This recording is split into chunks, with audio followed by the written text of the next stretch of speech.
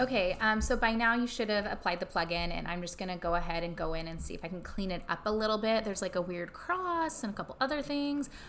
When I watched the instruction video that came with the plugin, it said that there's supposed to be a mask. I don't see it on mine, so what I'm gonna do is just select the layer, and I'll just add my own mask, I guess. So it's this button right here that says add layer mask. So I'll just click it. There it is. So I'll click that one time, that little white thing.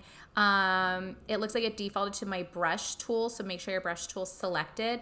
And then you want to make sure you're in black as well. So I'll say okay. Let's see. Actually, I'm going to switch to my zoom, and I just want to zoom in a little bit right there, and I'll go back to my brushes.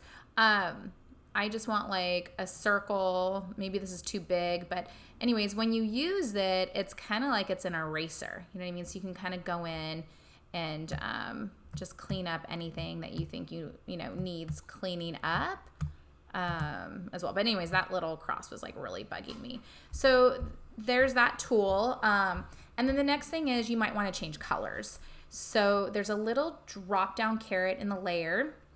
Can do that, and this kind of breaks down what was happening here. So there's going to be a fill color and then the outline color as well.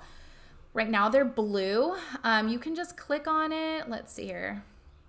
I gave it a double click actually, and you know, I guess you can just change it here with our little color picker thing. But let's say you really want black or white. You can see it's kind of staying gray. So I'm just going to say cancel. If you want black or white, what you do is you hide the color layer. The color layer. So I'm just hit the eyeball, and then you change the levels. So I'm going to double click on that little, kind of like a little mountain range, but it's the levels.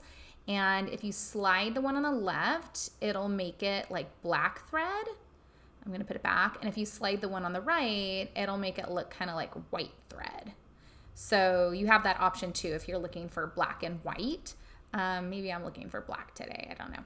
But yeah, anyways, I just wanted to bring that to your attention as well. I guess I'll X out of that guy. Let's open up our brushes, window brushes.